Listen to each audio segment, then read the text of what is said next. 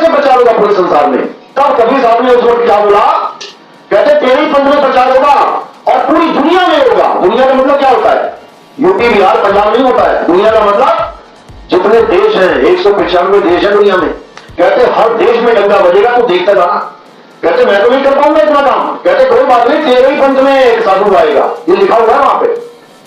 कहते हैं मदन चिंता मत कर, चारों दिशाओं में सतनाम का झंडा गड़ेगा, सतनाम का झंडा लहराएगा और तेरे पंथ में ही वो ज्ञान चलेगा कि सारा संसार इस पंथ को जाने।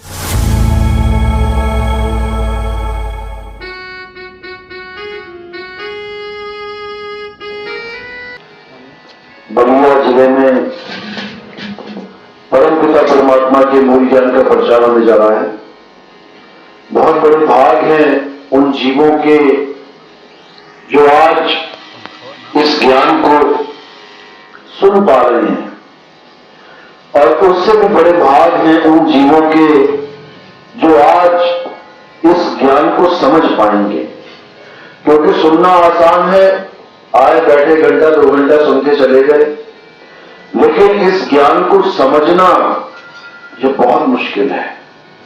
ये केवल उसको समझ में आता है जिस पर परम पिता परमात्मा की कृपा होती है, बंदी छोड़ की दया होती है। ये केवल वही समझ पाते हैं, सबके बस की बात नहीं है इस ज्ञान को समझना। इसलिए कबीर साहब समझाते हैं कि लाखन में कोई समझ न पाई है और कोटि मध्य जानेंगे, कहे कबीर सुनो भाई साधो, हमें बिरले हंस पहचानेंगे। कहते हैं 1,00,000 2 लाख में तो सत्संग करोगे, समझ ही नहीं पाएंगे कि भूल क्या रहे हैं। ये करोड़ों में, करोड़ों लोगों में कहते हैं कोई बिरले हमें पहचान पाएंगे। ये ऐसा सत्संग है, इतना मुश्किल है इसको समझना। कारण क्या है? कारण ये है कि शुरू से ही जो भी अज्ञान हमारे दिमागों में डाला जा चुका है, जो हमारे अंतर में डाला जा चुका है, उसको हम त्याग नहीं पा रहे। हम हर प्रकार के ज्ञान को उसी फीते से नाप रहे हैं जो हमारे दिमाग में डल चुका है। आपके पास 1 मीटर का फीता है, लेकिन वो 1 मीटर का नहीं है, वो 5 इंच छोटा है। तो आप किसी भी दुकान पे जाओगे, उस 1 मीटर यानी 5 इंच छोटे उस मीटर को लेके और कपड़ा नापोगे तो कपड़ा कभी पूरा नपने वाला नहीं। तुम्हारी समझ में तुम पूरा ही नाप रहे हो 1 मीटर, लेकिन हर प्रकार का कपड़ा 5 इंच छोटा ही मिलेगा। इसी प्रकार इस सत्संग को सुनने के बाद भी लोग क्यों नहीं समझ पाते? आज मुझे 2010 से लगातार सत्संग चल रहा है हमारा, आज 2025 हो चुका है। 14 साल के बाद राम भी विजय प्राप्त करके आ गए थे बनवास काट के, हमें 15वां साल लग गया है ये ज्ञान समझाते समझाते, लेकिन हमारी अयोध्या नहीं जगमगा रही, अभी तक अंधेर पड़ी हुई है। 14 साल हो गए। सोचो यहां दिए कब जलेंगे, यहां दिवाली कब होगी भाई? अभी तक लोगों को समझ में नहीं आ रहा कि नितिन दास समझा क्या रहा है, जबकि सबने कॉपी करना शुरू कर दिया, नकल मारनी सबने शुरू कर दी, लेकिन अकल की बत्ती नहीं जल पा रही किसी की। दिक्कत ये आ रही है। तो आज इसी ज्ञान को अच्छे से समझेंगे और सत्य असत्य का निर्णय करेंगे। परमात्मा की कृपा होगी तो जरूर आपको ज्ञान समझ में आएगा, नहीं होगी तो वापस इस संसार में आने के लिए तैयार रहो, और कोई ऑप्शन नहीं है। या तो जागो और भागो, या फिर बार बार 84 में आके इस संसार को भोगो, इसके अलावा और कोई रास्ता नहीं। तो आज इसी सत्य को, अटल सत्य को जानेंगे और अपना कल्याण करेंगे। तो सत्संग शुरू करने से पहले परम पिता परमात्मा के नाम पे जयकारा लगाएंगे, फिर सत्संग शुरू करेंगे। बोलिए परम पिता परमात्मा की जय। सदगुरु बंदी छोड़ कबीर साहिब की जय। सभी संतों की जय। सभी भक्तों की गांव नगर बस्ती की, सत्संग कराने वालों इनके माता पिता की, इनके बाल गोपाल की, बोले परमपिता परमात्मा की सकल अंश को बंदगी साहेब, बंदगी सतनाम। तो कबीर साहब युगों युगों में हमें चिताने के लिए संसार में आते हैं, बार बार इस भवसागर में आते हैं हमें बचाने के लिए। सत्युग में सतसुकृत नाम से, त्रेता में मुनिंद्र नाम से, द्वापर में करुणामय नाम से और कलयुग में कबीर नाम से इस संसार में आते हैं हमें जगाने के लिए, हमें हमारा नाम समझाने के लिए, हमें हमारा निज नाम बताने के लिए बार बार इस संसार में नाम धारण करके आते हैं। असल में उनका कोई नाम नहीं होता, लेकिन फिर भी अपना नाम इस संसार में आके रखते हैं। सत्य सुकृत सतयुग में रख लिया, मुनिंद्र त्रेता में रख लिया, करुणामय द्वापर में रख लिया, कबीर कलयुग में रख लिया। लेकिन असल में उनका कोई नाम नहीं है, वो अनामी पुरुष है। और ऐसे ही हम भी, हमारा भी कोई नाम नहीं है। ये जो नाम लेके बैठे हो ये किसी की देन है।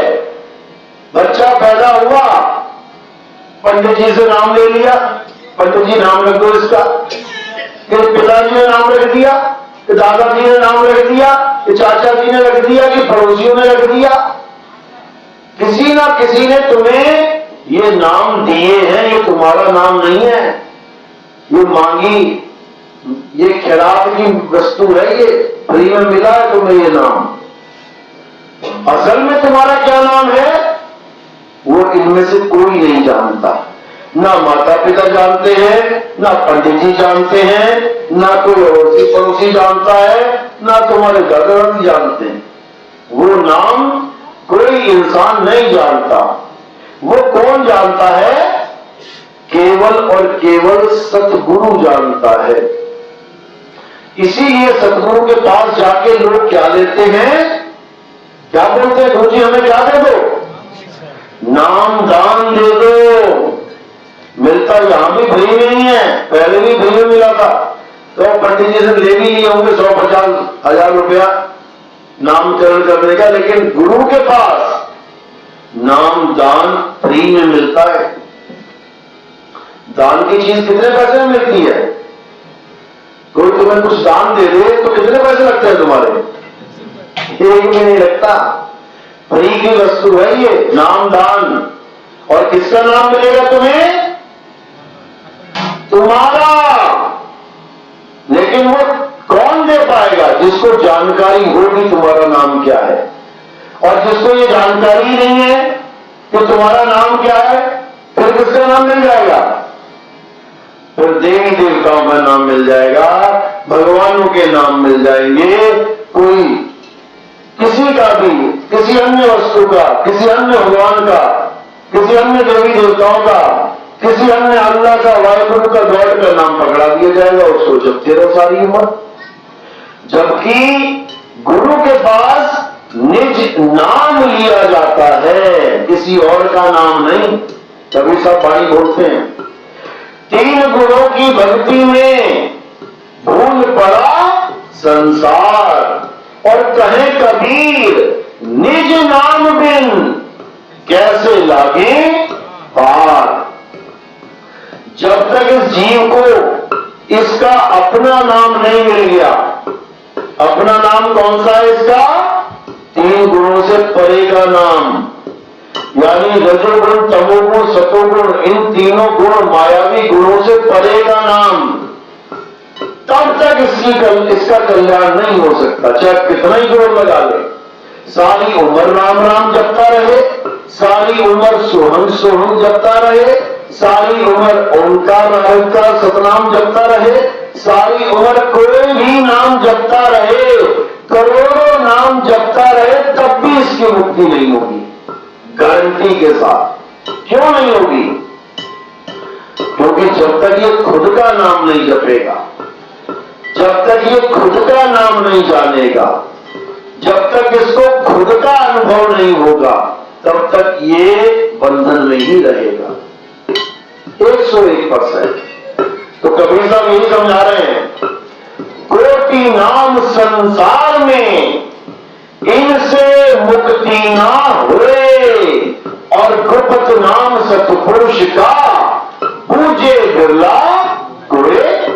कहते कोटि नाम संसार में, केवल भारत देश में नहीं, केवल यूपी बिहार में नहीं, कोटि नाम संसार में, जर्मनी, जापान, इंग्लैंड, फ्रांस, पुर्तगाल, ब्राजील, कितने देश, कितनी भाषाएं, कितने नाम भगवानों के, अनंतों नाम बना के बैठ गया ये इंसान। तो क्या करना है? कोटि नाम संसार में, वो 5-7 छोड़ो जो तुम लेके बैठे हो, करोड़ों नाम संसार में इनसे मुक्ति ना होए, जितना मर्जी जप लेना, मुक्त नहीं हो पाओगे। क्यों? क्योंकि ये बनावटी नाम है। बनावटी मतलब जो बनने और बिगाड़ने में आ जाए। कौन बनाता है इन नामों को? हिंदी के नाम, पंजाबी के नाम, जापानी के नाम, चाइनीज के नाम, उर्दू के नाम, फ्रेंच नाम, स्पेनिश नाम, डच नाम। कौन बनाता है इन नामों को? इंसान। इंसान बनाता है। हिंदुस्तानी आदि मानव था, उसने हिंदी के नाम बना दिए, अक्षर बना दिए। कितने बना दिए? 52 अक्षर। आ आ ई ई उ ऊ ये स्वर बना दिए, का खा गा घा ये व्यंजन बना दिया। स्वर और व्यंजन को जब आप जोड़ोगे तो 52 अक्षर आपके सामने है। ये हिंदुस्तानी आदि मानव ने बनाए। अंग्रेज आदि मानव ने कितने बना दिए? 26। यानी हमसे आगे उसकी बुद्धि, उसका विवेक आज तक 27वां अक्षर नहीं बना पाई। हमें देखो, हमारे बुजुर्गों ने, आदि मानवों ने 52 अक्षर छोड़ दिए यहां पे। ऐसे अरब देश में अलग अक्षर, चाइना में अलग अक्षर, जापान में अलग, दुनिया भर के अक्षर ही अक्षर बन गए। अक्षरों के द्वारा दुनिया भर के नाम बन गए, करोड़ों नाम बन गए। तो कबीर साहब इन्हीं नामों का जिक्र कर रहे हैं। कोटि नाम संसार में इनसे मुक्ति न होए, गुप्त नाम सतपुरुष का पूजे बिरला कोई। अब ये क्या करना है? ये नाम जपना नहीं है, इसको क्या करना है? बूझना है। बस ये बूझना है कि किस नाम से मेरी मुक्ति होगी। जिसने ये बूझ लिया, वो जपने वाले सारे नामों को त्याग देगा। और यही सतगुरु का असली कर्म है, यही सतगुरु का लक्षण है, यही पूरे गुरु की निशानी है। करे पूरा गुरु सोई पूरा गुरु कहावे, जो 2 अक्षर का भेद बतावे, एक छुड़ावे एक लखावे, तब प्राणी निज घर को जावे। यानी पूरा गुरु क्या करता है? पूरा गुरु तुम्हें 2 अक्षरों का भेद समझाता है। एक अक्षर जो इंसानों ने बनाए हैं, अलग अलग भाषाओं के, अलग अलग देशों के, और एक अक्षर यानी अविनाशी, जिसको आदि अक्षर कहते हैं। यानी तुम्हारी आत्मा, तुम्हारी आत्मा ही आदि अक्षर है। उसी का असली भेद समझा के जीव को उसी आत्मा की साधना में लगा के बंधन से मुक्त करवाया जाता है। यानी असली नाम कौन सा है जिससे भव बंधन से पार होंगे? असली नाम है सतनाम, सतनाम। लेकिन इसको जपना नहीं है कि तुम जपने लग जाओ सतनाम सतनाम सतनाम सतनाम सतनाम सतनाम, कुछ होने वाला नहीं है इससे। सतनाम का मतलब जानना है, सतनाम को समझना है। सतनाम का मतलब है सच्चा नाम। सत्य यानी सच्चा, नाम यानी नाम, सच्चा नाम। अब कोई कहे सच्चा नाम तो इसका मतलब झूठा नाम भी है कहीं ना कहीं, तभी तो हम किसी को कहेंगे सच्चा नाम। अगर मार्केट में दवाई नकली चल रही है तभी तो हम किसी को कहेंगे भैया असली वाली लेके आना, असली दवाई चाहिए हमें, यानी नकली भी है। अगर कहीं मार्केट में घटिया क्वालिटी का सामान है तो बढ़िया भी है, तभी तो कहे अच्छी क्वालिटी का लेके आना, इसका मतलब मार्केट में नकली भी चल रहा है, घटिया क्वालिटी भी है। इसी प्रकार अगर हम कहते हैं सतनाम, सच्चा नाम, उसका मतलब झूठा नाम भी चल रहा है मार्केट में, तभी तो किसी को सच्चा बोलोगे। अगर सारे नाम सच्चे हैं तो सतनाम की तो महिमा ही खत्म हो गई, फिर तो कुछ भी जप लो हो जाएगी मुक्ति, फिर तो कोई बंधन नहीं, किसी भी गुरु के पास चले जाओ, कोई भी नाम जप लो, झूठा सच्चा सब एक ही है। लेकिन ऐसा नहीं है, कबीर साहब समझा रहे हैं, सतगुरु सोई सतनाम बतावे और बाकी गुरु कोई काम ना आवे। यानी गुरु तो बहुत बैठे हैं दुनिया में, एक ईंट उठाओ तो 4-5 गुरु तो ईंट के नीचे बैठे होंगे, इतने गुरु हैं संसार में। अरे बहुत गुरु हैं जगत में, कोई न लागे तीर और सभी गुरु बह जाएंगे, जागृत गुरु कबीर। कहते हैं सब बह जाएंगे, समय के साथ सब बिगड़ जाएंगे, एक भी गुरु वापस नहीं आने का, चाहे कितना ही पहुंचा गुरु कोई ना हो, कितना ही बड़ा पहुंचा हो तुम कहो गुरु जी तो बस परमात्मा ही है, जाने के बाद दोबारा आगे दिखा दे, ये सब बह जाएंगे, समय के साथ बह जाएंगे। जागृत गुरु कबीर, केवल एक कबीर गुरु है जिसको इस काल का, इस समय का कोई फर्क नहीं पड़ता। वो कल चले जाए तो आज वापस आ जाए, वो 100 साल पहले चले गए तो आज वापस आ जाए, वो 1000 साल पहले चले गए तो आज वापस आ जाए, वो कभी भी आ सकते हैं, कभी भी प्रकट हो सकते हैं। 120 साल पूरे करने के बाद 250 साल के बाद गरीबदास जी को मिले, सोने का छत्र चढ़ा हुआ है मंदिर में, जाके देखो। कबीर साहब मिले घासीदास जी को, कबीर साहब मिले घीसा साहिब को, कबीर दास मिले दादू दयाल को, कबीर साहब मिले संत नावा को 100 साल बाद, जाने के बाद मगर में जब गुप्त हुए उसके 100 साल बाद मिले। यानी कबीर साहब एक ऐसे गुरु हैं जिसके लिए ये फाउंडेशन लगती नहीं है कि वो कब आए और कब गए, वो जागृत गुरु हैं, वो हमेशा जागे हुए हैं, वो कभी प्रकट हो जाए तुम्हारे सामने। इसी प्रकार मदन साहिब के सामने भी गुरु जी प्रकट हुए, कबीर साहब प्रकट हुए। मदन साहिब कौन? उत्तर प्रदेश में ही जौनपुर जिले में एक संत हुए मदन साहिब, अष्टांग योग सिद्ध थे।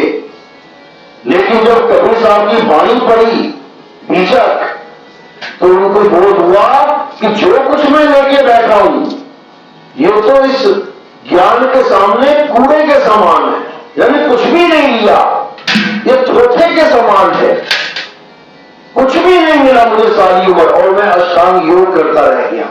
अरे सार शब्द तो मिला ही नहीं, क्योंकि बीजक क्या कहती है? सार शब्द का हो बाँची हो मानो एतबारा, अक्षर पुरुष एक पेड़ निरंजनवा की डारा। अगर बचना चाहते हो जन्म मरण से तो सार शब्द का भेदी गुरु ढूंढो, सार शब्द का बोध करो। ये वाणी सुन के, वाणी पढ़ के मदन साहिब की जन्मों जन्मों की जो भक्ति थी, संस्कार थे, जाग गए, लग गए ढूंढने, कहां मिले सार शब्द, कहां मिले सार शब्द। सार शब्द मिलने में नहीं आया।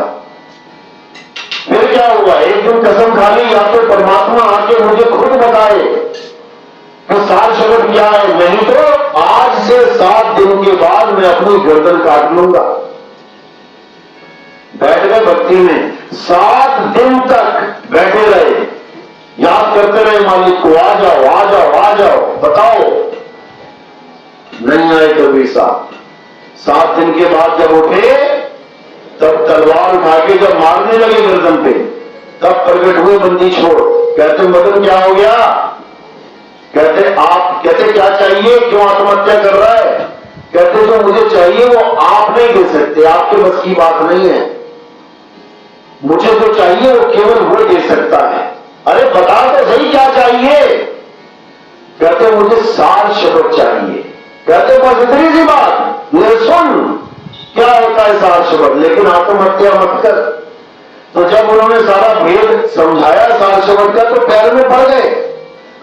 कहते महाराज ऐसा दिव्य ज्ञान जिसके बिना हम सब भवसागर में लटके हुए हैं, उल्टे लटके पड़े हैं, मां के गर्भ में उल्टे हैं सारे। कोई भले कितना ही कहता है मैं सीएम में पीएम में ऐसा में वैसा, मां के गर्भ में सब उल्टे लटके पड़े हैं, पैर ऊपर से नीचे। तो कहते हैं महाराज ये दिव्य ज्ञान सारे संसार में सबको मिलना चाहिए। तो कबीर साहब क्या कहते हैं? मिलेगा, चिंता मत कर, मिलेगा, तेरे ही पंथ में मिलेगा। कहते मेरे पंथ में मिलेगा, मैं कहां कहां जाऊंगा, प्रचार करूंगा। उस समय तो मोबाइल भी नहीं था, उस समय तो चिट्ठियां भी कहो पहुंच जाती थी, ताज्जुब मानो। ये कैसे प्रचार होगा पूरे संसार में? तब कबीर साहब ने उस वक्त क्या बोला? कहते तेरे ही पंथ में प्रचार होगा और पूरी दुनिया में होगा। दुनिया का मतलब क्या होता है? यूपी बिहार पंजाब नहीं होता है। दुनिया का मतलब जितने देश हैं, 195 देश है दुनिया में। कहते हर देश में डंका बजेगा तो देखता जाना। कहते मैं तो नहीं कर पाऊंगा इतना काम। कहते कोई बात नहीं, तेरे ही पंथ में एक साधु आएगा, ये लिखा हुआ है वहां पे।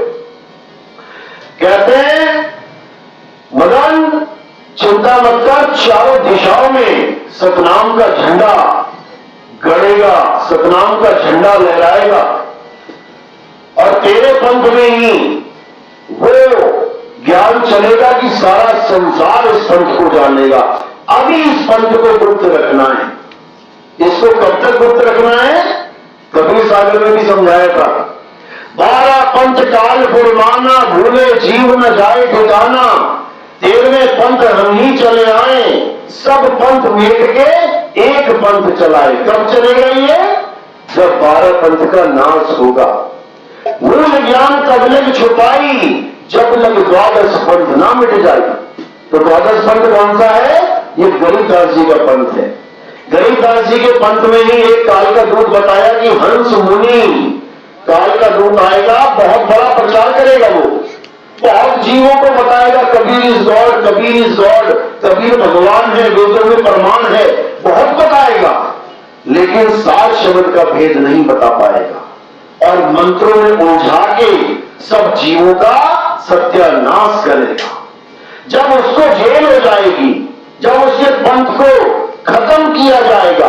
आज लोग सोच रहे हैं कि उस महात्मा का पंथ अभी भी चल रहा है, ये तुम्हारी गलतफहमी है। शतरंज खेला है कभी किसी ने? शतरंज में राजा रानी होता है, बाकी सारी सेना होती है।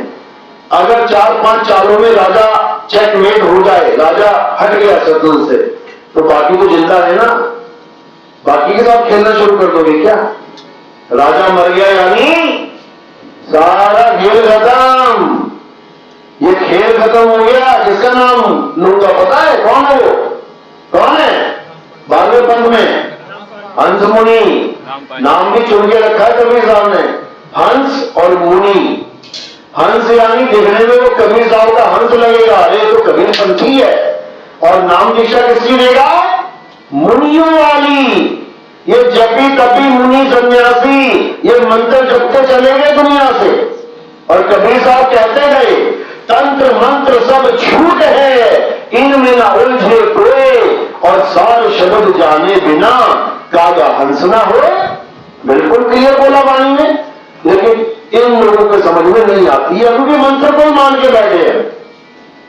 ये जाप को ही परमात्मा का असली नाम मान के बैठे कि मंत्र जपना पड़ेगा, नाम जपना पड़ेगा। बताओ। और कबीर साहब कह रहे हैं माला तो कर में फिरे और जीव फिरे मुख माही, Ram Ram Ram Ram, Allah Allah Allah Allah, Waheguru Waheguru Waheguru, God God God, Om कलियम हरियम हरियम हरियम। बताओ, जितना मर्जी नाम ले लो, निरंजन ओंकार नारायण दो सतनाम, जो मर्जी जाओ।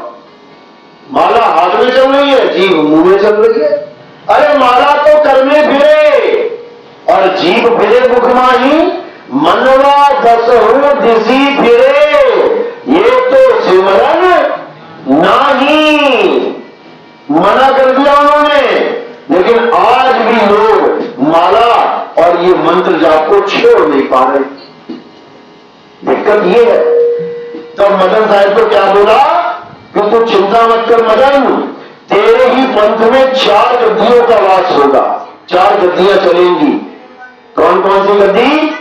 एक आचार्य गद्दी चलेगी, मतलब जिन साधुओं के मन में आचार्य बनने की हवस होगी कि मैं आचार्य बन जाऊं आश्रम का, यानी महंत बन जाऊं, एक तो इस कैटेगरी के लोग आएंगे। एक दूसरे को नीचा दिखा के, एक दूसरे को रास्ते से हटा के गद्दी पे पकड़ बनाएंगे, वो होंगे आचार्य गद्दी वाले। दूसरा दीवान गद्दी। दीवान गद्दी का क्या सिस्टम होगा कि आश्रम के सुख सुविधाओं में सारा ध्यान होगा, ऐसा हो जाए वैसा हो जाए, ऐसा हॉल बन जाए वैसा हॉल बन जाए। उसके बाद कोतवाल गद्दी, यानी आश्रमों के जो झगड़े होंगे, किसी ने कब्जा कर लिया, किसी ने आश्रम का दीवार तोड़ दी, ऐसा कर दिया वैसा, ये सब इसी में मतमारी करेंगे, सारी अपनी बुद्धि चलाएंगे। और चौथी गद्दी होगी कड़िहार गद्दी, जिसको इन तीनों से कोई मतलब ही नहीं होगा। उसका एक ही काम होगा, जागो और भागो, यानी वो केवल और केवल जीवों को पार करने का,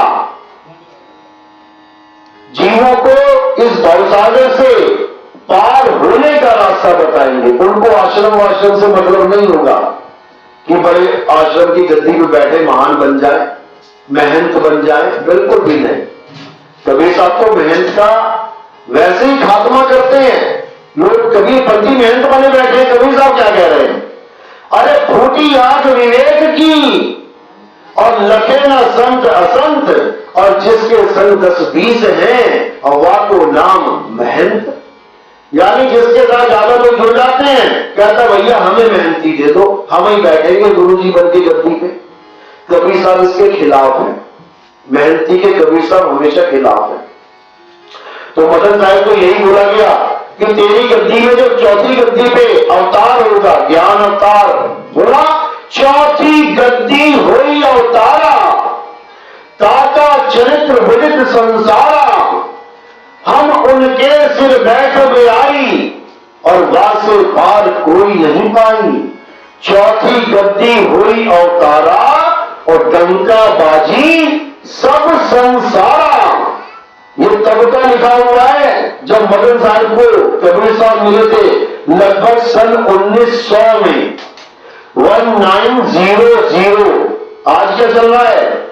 2025। 125 साल पहले मदन साहब को कबीर साहब मिले थे।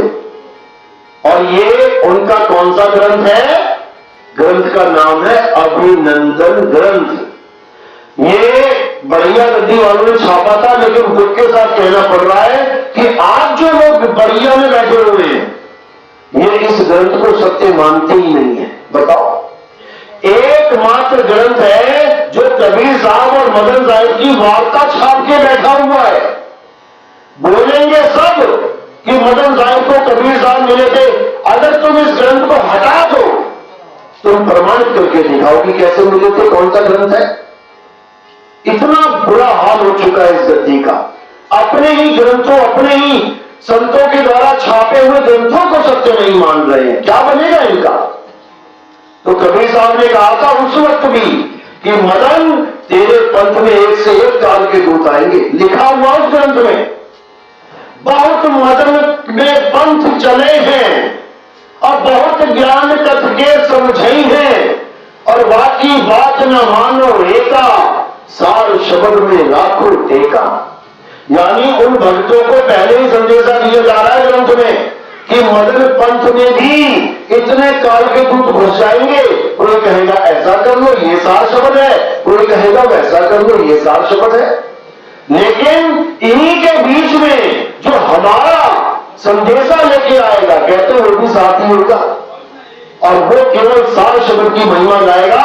जो उसके साथ जुड़ जाएगा उसका बेड़ा पार हो जाएगा, नहीं तो फिर धक्के तो खाने ही है। सारे खा रहे, मदन पंथ वाले भी खा लेंगे। ये सब वाणी में दर्ज है। 1982 में ये ग्रंथ छापा गया था, 1982 में, और उसका जो प्रमाण है, मैंने सन 2020 31 मार्च को जो सत्संग मैंने डाला था, उस सत्संग में उस ग्रंथ के बारे में मैंने सारा जिक्र करके बाकायदा उसकी सब फोटोज डाली गई, क्योंकि वो अकेला लास्ट कॉपी हमारे आश्रम में पड़ी हुई थी, और ऐसे पड़ी हुई थी जैसे वो रज्जी का टुकड़ा होता है। कोई उस पर ध्यान ही नहीं देता था कि ये भी कोई ग्रंथ है। बाकी सारे ग्रंथ छपवा लिए, इस ग्रंथ को कोई छपवाता ही नहीं था। आखिरी पीस मेरे हाथ लगा, क्योंकि परमात्मा यही चाहते थे कि ये आखिरी पीस इसके हाथ में लग जाए, ताकि ये सारा खुलासा कर डाले कि उस ग्रंथ में लिखा क्या हुआ है। और वही हुआ जो परमात्मा को मंजूर था। जैसे मैंने उस ग्रंथ की फोटो खींची, अपने पास रखी, थोड़े दिन बाद वो ग्रंथ भी गायब हो गया, पता ही नहीं लगा कहां चला गया। यानी आखिरी प्रमाण केवल मेरे मोबाइल तक पहुंचना चाहिए था, उसके बाद उस ग्रंथ का भी पता नहीं लगा कहां चला गया।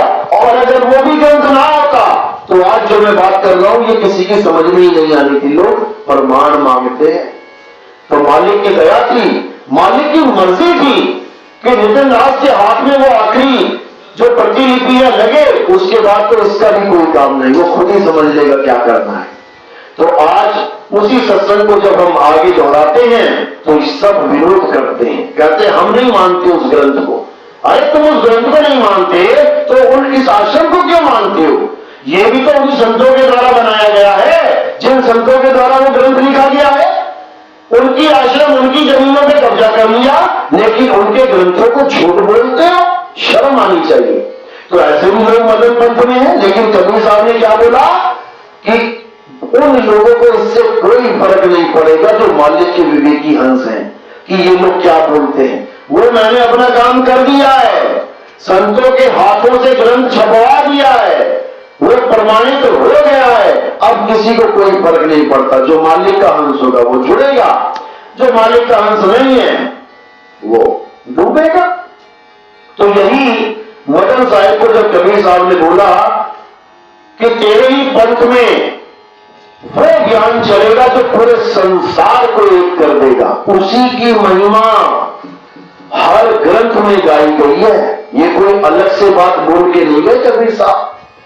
आप कुरान उठा लो, तुम्हें ये बात उसमें भी मिलेगी। आप बाइबल उठा लो, तुम्हें यही बात बाइबल में मिलेगी।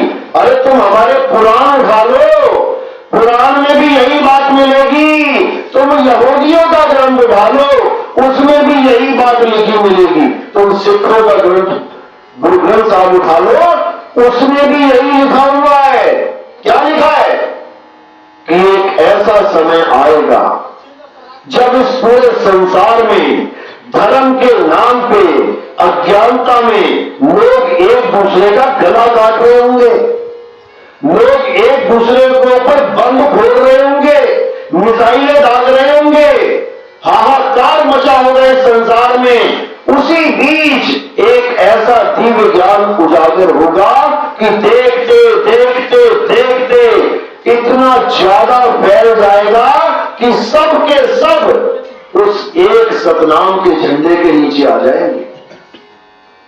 बाबा रामदेव रुईचा वाले जो घोड़े पे बैठे हुए, उनके मंदिर में कई जगह है बाबा रामदेव जी का। उनकी भविष्यवाणी पढ़ो जाके, ग्रंथ का नाम है 24 प्रमाण। जब तुम उनकी भविष्यवाणी पढ़ोगे तो उसमें क्या लिखा है? उसमें भी यही लिखा है कि जब चारों तरफ हाहाकार मच रहा होगा, लोग धर्म के नाम पे, भगवान के नाम पे एक दूसरे की गर्दन काट रहे होंगे, तब एक सतनाम का झंडा उठेगा। सतनाम का वो झंडा ऐसा उठेगा कि उसके बाद जितने भी मालिक के विवेकी हंस हैं वो सब एक सतनाम के झंडे के नीचे आ जाएंगे।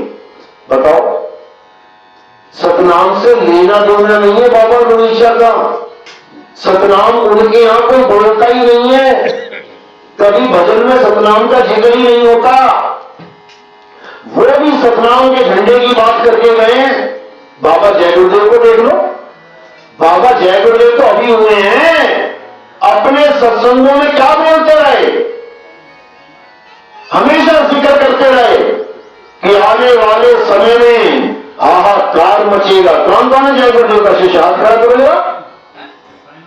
इन लोग की पत्रिका निकलती है बाबा जय गुरुदेव की, और वे ना 1980 में ये बात बोली थी उन्होंने। 1980 में हम लोग तो पैदा भी नहीं होते तब। क्या बोले बाबा जय गुरुदेव, कहते एक ऐसा समय आएगा जब चारों तरफ हाहाकार मचा होगा, सबकी जान पे बनी होगी, उनको ये डर होगा कि कहीं परमाणु बमला फोड़ दे किसी के ऊपर कोई देश। अभी भारत पाकिस्तान का युद्ध होने वाला था ना, सबके दिमाग में एक ही बात चल रही थी, नहीं चल रही थी बताओ, चल रही थी ना, कि अगर परमाणु युद्ध शुरू हो गया तो पूरे पूरे शहर तबाह हो जाएंगे एक बार में। जय गुरुदेव ने यह बात बोली थी कि जब तीसरे विश्व युद्ध का पूरा खतरा चल रहा होगा, तब एक ऐसा झंडा उठेगा जिसका एक नाम, एक भाषा और एक झंडा होगा। बोला था कि नहीं बोला था? आप खुद देखना, 1980 में ये बातें बोल के गए हैं वो, और वो कहते थे कि अगर मैं बता दूं कि वो कौन है, सारी दुनिया उसके पीछे लग जाएगी, वो अपना काम भी न कर पाएगा। अगर मैं बता दूं कि वो कहां पैदा होगा, तो सारी दुनिया उसके घर के आगे पीछे खड़ी हो जाएगी जाके, तो पैदा भी ना होने देते उसको, हालत खराब हो जाएगी उस आदमी की। ये बाबा जय गुरुदेव ने तब बोला था जब वो स्टेज पे सीधे भविष्यवाणियों की चर्चा करते थे, तब उन्होंने ये भी बोला था कि आज तो तुम्हें 5 नाम दे रहा हूं मैं, आज तो तुम जय गुरुदेव नाम से बच रहे हो, पार हो रहे हो, लेकिन जब वो महात्मा आएगा तब उसे ऊपर से आवाज आएगी, और जब उसे ऊपर से आवाज आएगी तो वो तुम्हें उसी एक नाम की बात बताएगा। फिर तुम्हारा कल्याण इन 5 नामों से नहीं होगा, फिर तुम्हें 5 नाम मुक्ति नहीं दे पाएंगे, फिर केवल एक नाम, एक भाषा, एक झंडे का डंका बजेगा। ये 1980 में बता के गए बाबा जय गुरुदेव। तो यही बात हर ग्रंथ बता के गया है। हमारे पुराणों में इसी समय को क्या बताया गया, कल्कि अवतार का नाम दिया गया कि एक कल्कि अवतार आएंगे, उनको शरीर मत मान लेना, इस शरीर को तुम कल्कि अवतार मानो। कल्कि का नाम समझ लो, कल्कि नाम क्यों दिया गया। कल्कि का मतलब होता है कलंक से रहित, जिसपे कोई कलंक ना लग पाए। इसी को गरीबदास जी ने, कबीर साहब ने नी कलंक राया इस नाम से महिमा गाई है कल्कि अवतार की, कि एक ऐसा अवतार होगा जो ज्ञान अवतार होगा। देह अवतार मत समझ लेना उसको, वो ज्ञान अवतार होगा, वो कलंक रहित अवतार होगा, और पूरे संसार को सनातनी बना देगा। सनातनी यानी पत्थर पूजा करने वाले नहीं, आत्म पूजा करने वाला बना देगा। पत्थर तो पूज ही रहे हैं।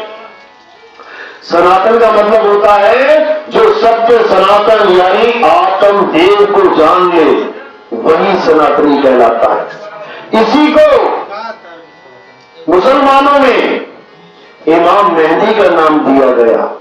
आखिरी नबी किसको मानते हैं मुसलमान? मोहम्मद साहब को। लेकिन फिर भी कुरान में एक जगह छोड़ दी गई उनके बाद में कि एक और आएगा, और वो क्या करेगा, पूरे संसार को मुस्लिम बना देगा, मुसलमान बना देगा। मुसलमान का मतलब क्या है? एक दाढ़ी वाले मुल्ला जी नहीं बना देगा वो। मुसलमान का मतलब है 2 शब्दों से बनाए हुए मुसलमान, मुसल्ला प्लस ईमान। मुसल्ला मतलब जिस पे खड़े होके हर मुसलमान नमाज पढ़ता है, एक चटाई होती है दरी, उस चटाई को क्या कहते हैं? मुसल्ला। उस पे खड़ा होकर नमाज पढ़ेगा। तुम देख लेना, बिना मुसल्ले के नमाज तुम्हें जल्दी नहीं मिलेगा, कोई पढ़े तो है ही नहीं, उसके बाद तो बात अलग है।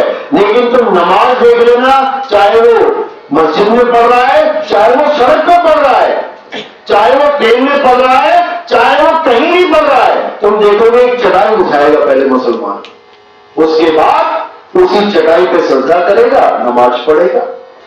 यानी मुसल्ले पे खड़ा होकर और ईमानदार, ईमान, ऐसा ईमानदार बना देगा उन लोगों को, यानी सत्य का प्रेमी बना देगा। फिर झूठ को वो किनारा करेंगे और सत्य के साथ जुड़ जाएंगे। ये इमाम मेहदी के बारे में बताया गया। इमाम मेहदी का मतलब क्या होता है? जिसको खुदा स्वयं गाइड करे, यानी खुदा उसको रास्ता दिखाएगा और वो आगे लोगों को रास्ता दिखाएगा। यानी उसका सीधा गुरु कौन होगा? खुदा ही उसका गुरु होगा। बाकी जितने भी गुरु वो करेगा वो केवल नाम मात्र के लिए गुरु होंगे, केवल दुनियादारी के लिए, दिखाने के लिए गुरु होंगे। कबीर साहब ने भी ये बाणी बोली थी, याद करो। कहते हैं जग मर्यादा कारणे गुरु किया रामानंद, अरे शब्द हमारा गुरु है सदा हमारे संग। यानी इंसान को गुरु तो हम केवल इसलिए बना रहे हैं कि एक मर्यादा चलती आ रही है, लेकिन असल में हमारा गुरु कौन है? वो परमपिता परमात्मा ही हमारा गुरु है। वो सदा हमारे संग है।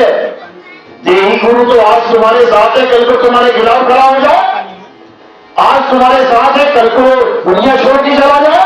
तुम कैसे कहोगे कि वो मेरे साथ है हमेशा? नहीं कह सकते।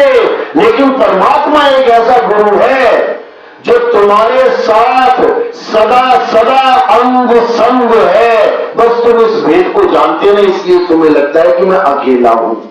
तुम कुएं में भी गिर जाओगे ना, तब भी तुम अकेले नहीं हो वहां पे। वो सदा तुम्हारे संग है, लेकिन तुम्हें इस बात का पता नहीं, इसलिए तुम्हें उसका एहसास नहीं। तो वो गुरु क्या करेगा? वो परमात्मा का भेद बताएगा, जो तुम्हारे अंग संग है उससे दीदार, उसका दीदार करवाएगा, उसका रहस्य समझाएगा और तुम उसको जान पाओगे जिसको आज तक नहीं जान पाए। गुरु ग्रंथ साहब ने इसके बारे में क्या लिखा है? इसके बारे में लिखा है, नाम दिया गया है मर्द का चेला। कहते हैं आन 78 जान 97 होर भी उसी मर्द का चेला। 2 सन बताए गए वहां पे, आन 78 जान 97। अब इन दोनों सनों का जो गुप्त भेद है ये कोई नहीं जानता। लिखने वाले ने लिख दिया, अब कौन जाने कि ये मतलब क्या है इसका। लेकिन हमें अच्छे से समझ में आया है कि ये क्या मतलब है, अच्छे से पता है। ये दोनों भेदों को हम अच्छे से जानते हैं, क्योंकि उसी रहस्य के ऊपर ये बाणी बोली गई है। आन 78 जान 97 और भी उसी मर्द का चेला, कि हमारे जाने के बाद, यानी सारे गुरुओं के जाने के बाद एक मर्द का चेला उठेगा भारत देश में। हिंदुस्तान का नाम लिखा है उसमें कि हिंदुस्तान में ही एक मर्द का चेला ऐसा उठेगा जो सारे संसार के, विश्व के विवेकी अंशों को एक कर देगा। ये पानी दर्ज है तब की।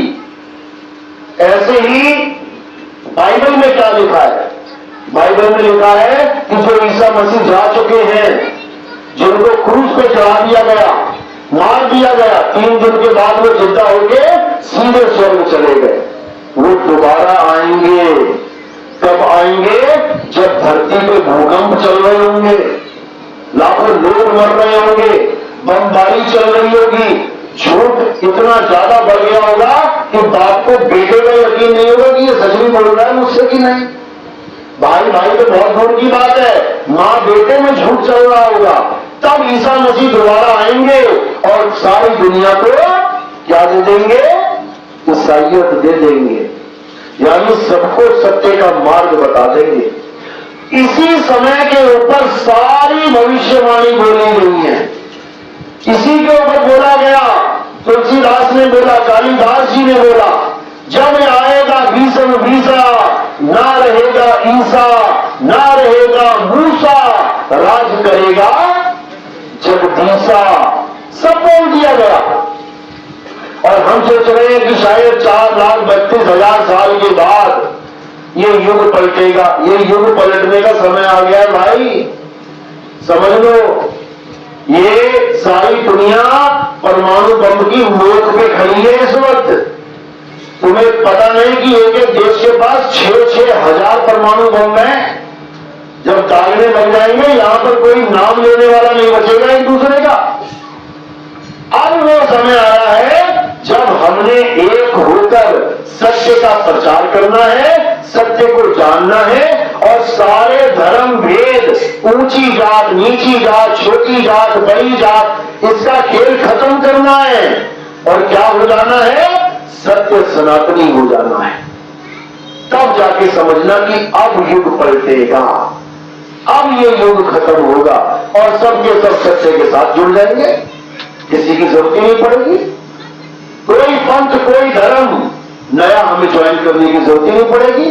सबसे पुराना पंथ, सबसे पुराना धर्म सत्य सनातन धर्म है, उसी को अपनाना है, उसी में एकम एक हो जाना है। तो बताने वालों ने सब बता दिया, लेकिन समझने वाले नहीं समझ पाए। इसीलिए वापस नितिन दास की ड्यूटी लगाई गई है कि सारे धर्मों का भेद बता के, सारे पंथों का भेद समझा के, सारी दुनिया के जीवों को एक करना है। और जब सब एक हो जाएंगे तो सारे झगड़े खत्म, सारे फसाद खत्म, सारे जितने भी नाना प्रकार की ये भक्तियां चल रही है सब खत्म। फिर केवल एक भक्ति चलेगी, और वो कौन सी भक्ति होगी? आत्म देव की भक्ति होगी, जिसकी महिमा कृष्ण जी गा रहे हैं गीता में। लेकिन गीता पढ़ने वाले ही नहीं समझ पा रहे हैं। क्या करें कृष्ण जी? हे अर्जुन, इस दुनिया में 2 प्रकार के तत्व हैं। कौन कौन से? एक असत्य और दूसरा सत्य। बस 2 ही पार्टियां हैं, एक धर्म, एक अधर्म। 2 ही प्रकार के लोग हैं, एक सच को प्यार करने वाले, एक झूठ के साथ चलने वाले। तो क्या कह रहे हैं कि हे अर्जुन, इस दुनिया में 2 प्रकार के तत्व हैं, एक असत्य और दूसरा सत्य। असत्य क्या है? जो जन्मता और मर जाता है, जो पल पल बदल जाता है, जो सदा एक सा नहीं रहता, वो असत्य है। बताओ कितना क्लियर है। अब हमने बस ये देखना है कि क्या क्या पैदा होता है, मर जाता है, क्या क्या सदा बदलता रहता है, क्या सदा एक सा नहीं रहता। बात खत्म। कोई धर्म नहीं, कोई जात नहीं, कोई पात नहीं, कोई कुछ नहीं, कोई कुछ नहीं। बस 2 चीजें पकड़नी है, एक असत्य है, एक सत्य। कर दो निबेड़ा। जो चीज जन्मे और मर जाए, क्या क्या मरता है, क्या जन्मता है? शरीर। शरीर जन्म लेता है, शरीर मरता है। तो सत्य है कि असत्य है? असत्य है। इसमें कोई हिंदू मुस्लिम सिख ईसाई वाली बात आई? कोई भी नहीं आएगी, क्योंकि ये शरीर तब पैदा हुआ था जब हिंदू मुस्लिम सिख ईसाई भी नहीं था।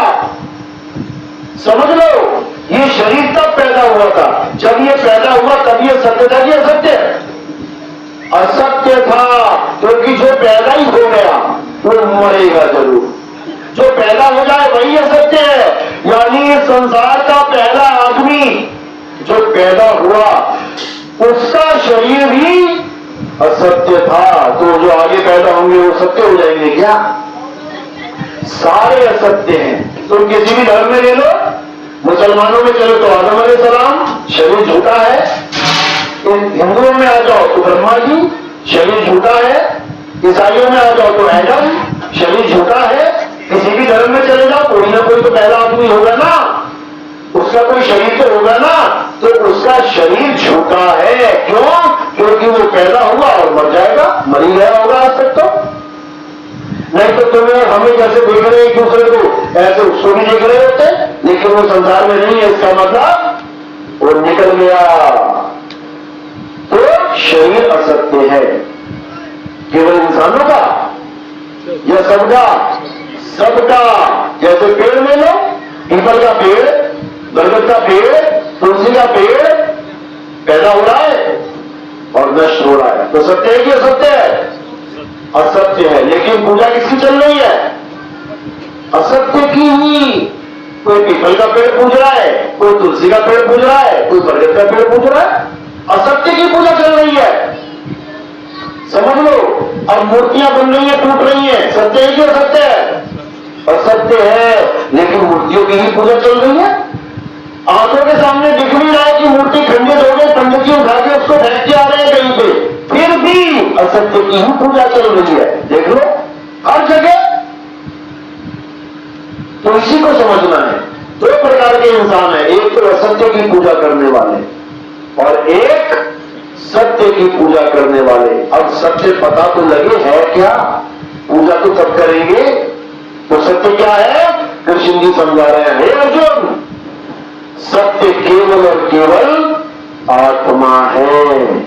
आत्मा का ना तो कभी जन्म होता है, आत्मा की ना तो कभी मृत्यु होती है, आत्मा को ना तो कोई शस्त्र काट सकता है, ना आत्मा को अग्नि जला सकती है, आत्मा को जल भिगो नहीं सकता, आत्मा को वायु सुखा नहीं सकती है।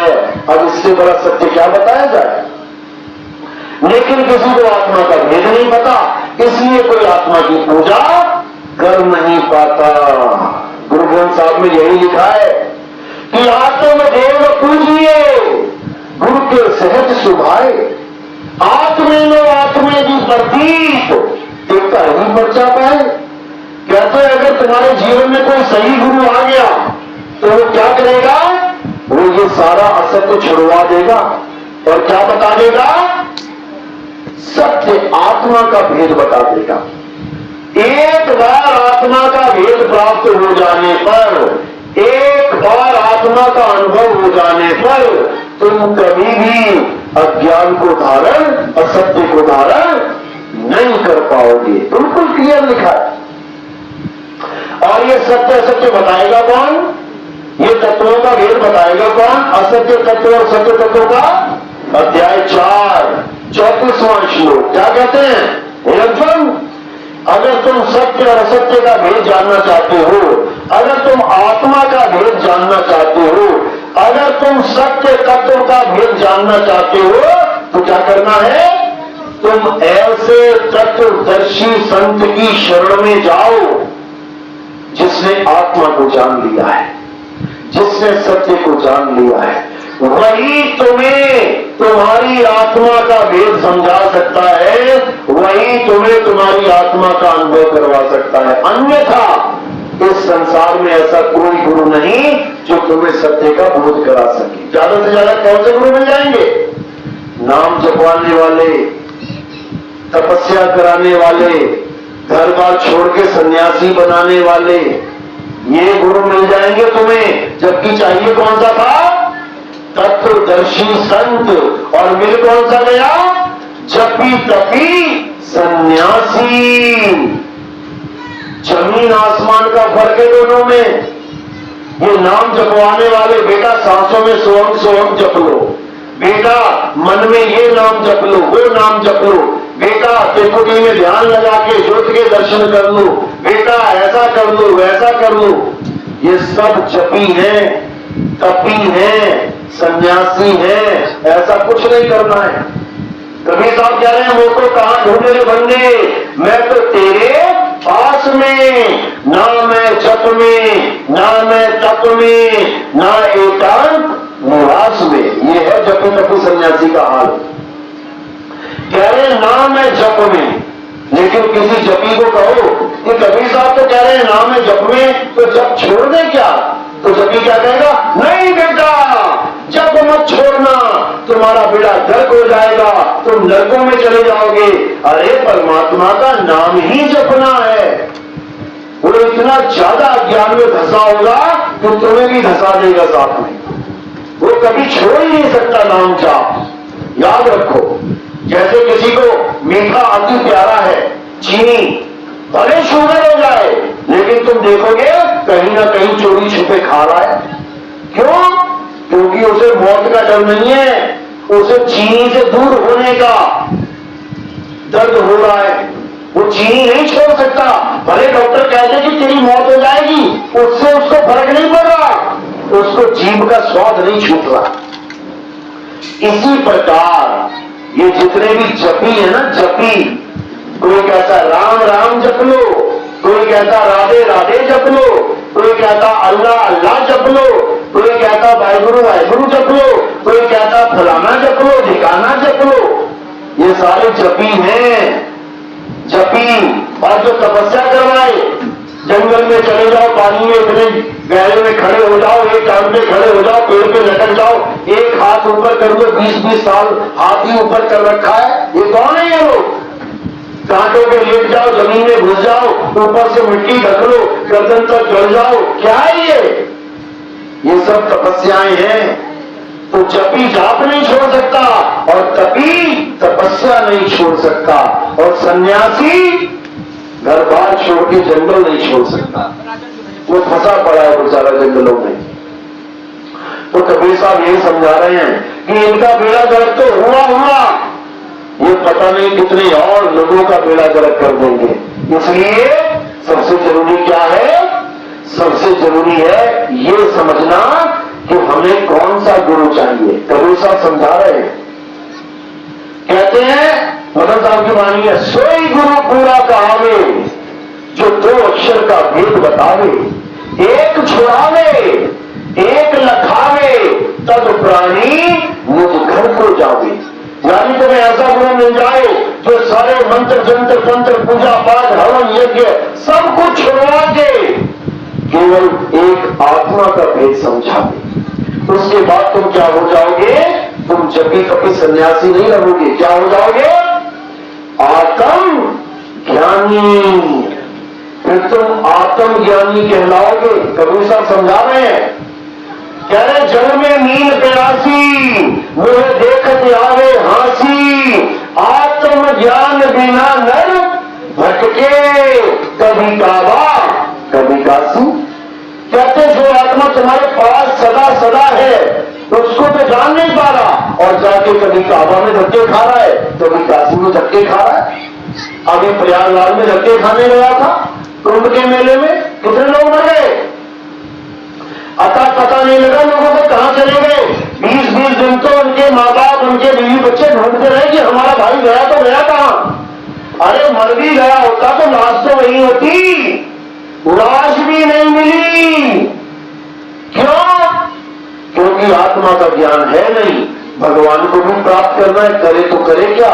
इन लोगों के झांसे में आ जाते हैं, जहां बोलते हैं चले जाते हैं। बताओ, 124 साल बाद कुंभ आया है, अमृत की बूंदें गिरी थी, ऐसा अरे उस वक्त गिरी थी ना, आज गिर रही है क्या?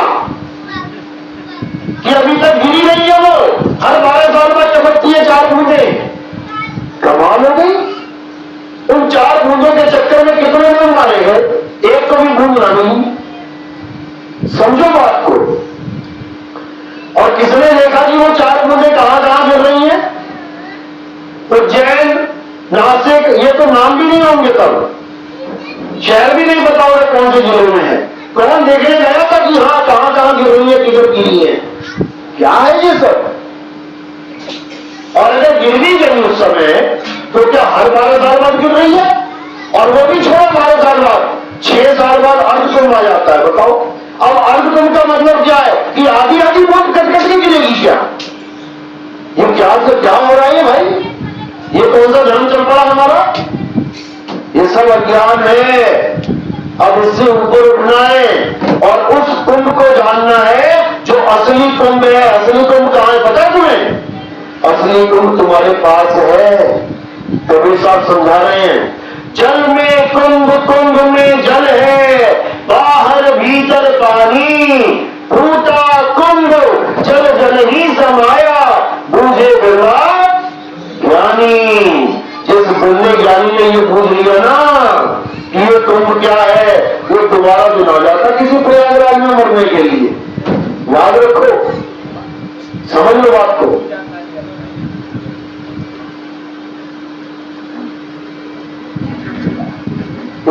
करना है? अब अपनी आत्मा को जानना है। जब लग ना छीनोगे आत्म, तब लग ना मिली है परमात्म। आत्म चीने परमात्म चीने, संत कहावे सोए, और यह वेद काया से न्यारा, पूजे बिरला कोई। क्योंकि काया असत्य है, ये वेद असत्य से न्यारा, यानी काया से न्यारा आत्मा की तरफ संकेत है। लेकिन किसी को समझ में नहीं आ रहा। लेकिन अब समय आ गया है, अब आप इस सत्य को और गहराई से समझ सकते हैं, क्योंकि घर घर में होगा बोध विचारा। कैसे होगा? क्योंकि ये जो मोबाइल है ना, ये घर घर में पहुंचा हुआ है, इसलिए होगा ये पहले से बाणियां दर्ज हैं कि घर घर में सतनाम की गूंज होगी। कैसे होगी घर घर में? क्योंकि सतनाम हर मोबाइल में दिखाई देगा तुम्हें, ये आवाज तुम्हें हर मोबाइल में सुनाई देगी। और तब क्या होगा? तब होगा युग परिवर्तन। उसके बाद सब असत्य को त्याग के सत्य के साथ जुड़ जाएंगे, और इस दुनिया में केवल एक धर्म होगा, सत्य सनातन धर्म। बोलिए सत्य सनातन धर्म की सदा ही जय हो। साहिब बंदगी सतनाम। आज की वाणी को यही विराम करते हैं, और हमारे सत्संग आप यूट्यूब चैनल कैद कबीर सुनोगे साधु नितिन दास, या फिर आप सर्च करेंगे नितिन दास के सत्संग, आपको सारा मैटर समझ में आने लग जाएगा। हजारों वीडियो सामने आ जाएंगी, देखते जाओ, सुनते जाओ, विवेक लगाते जाओ, आपका कल्याण हो जाएगा। मेरा नाम है नितिन दास। नितिन का मतलब बता देता हूं आपको, ताकि कोई शंका न रह जाए। नितिन का अर्थ होता है सच्चे पंथ का स्वामी, यानी सच की राह बताने वाला, सच्चे पंथ का मालिक। अब नाम ही काफी है, इतना समझ लो। बाकी जो ज्ञान है वो तो अनंत ही है। आप यूट्यूब में सुनोगे, आपको हर चीज समझ में आएगी। बोलिए परमपिता परमात्मा की सदा ही जय हो। साहिब बंदगी सतनाम। सत्संग की समाप्ति में हमारे यहाँ आरती होती है। आरती किसकी होती है? हमारे यहाँ किसी पत्थर की, मूर्ति की, फोटो की, कैलेंडर की आरती नहीं होती। हमारे यहाँ आरती होती है आत्मदेव की। तो आत्मदेव की आरती कैसे करते हैं? थोड़े से फूल लेने हैं आपने, और मेरे सिर के ऊपर रख देने हैं। ये फूल आपने चरणों में नहीं चढ़ाने। ये सिर के ऊपर क्यों रखे गए? क्योंकि पैर के अंगूठे से लेके सिर की चोटी तक ये क्या दिखाई दे रहा है आपको? नाशवान शरीर। और हमारे यहां जो आरती होती है वो अविनाशी आत्मा की होती है। इसलिए बोला काया से न्यारा रहे। इसी प्रकार आपने ये फूल काया से न्यारा, यानी काया से परे रख देना है। जब काया से परे रख देंगे तो ये फूल कहां समर्पित हो जाता है? ये आत्मदेव के चरणों में समर्पित हो जाता है। तो एक एक करके आएंगे। जो भी आरती करना चाहेगा, अपने मन का खेल है, तो अपने मन के भाव है। जो भी आरती करना चाहेगा सिर पे फूल रखेगा, और प्रचार प्रसार में कोई योगदान करना चाहेगा तो वो सेवा पैरों में रखेगा। उस सेवा का क्या किया जाता है? उस सेवा को हम प्रचार प्रसार में यूज करते हैं। हमारे टीवी चैनल पे भी 2 चैनलों पे हमारा प्रचार चलता है, उसमें भी हम हजारों लाखों को देते हैं। और आने वाले समय में हर टीवी चैनल पे हमारा प्रचार चलेगा। सत्यनाम का झंडा, सत्यनाम का प्रचार का पूरा व्यवस्था की जा रही है। तो आप लोग की माया हम उसी में लगा देते हैं। हमने कोई आश्रम नहीं बनवाया, ना ही हमने कोई आश्रम बनाना है। जनता का पैसा केवल जनता में लगाना है। चलो बोलिए परमपिता परमात्मा की सदा ही जय हो। साहिब बंदगी सतनाम।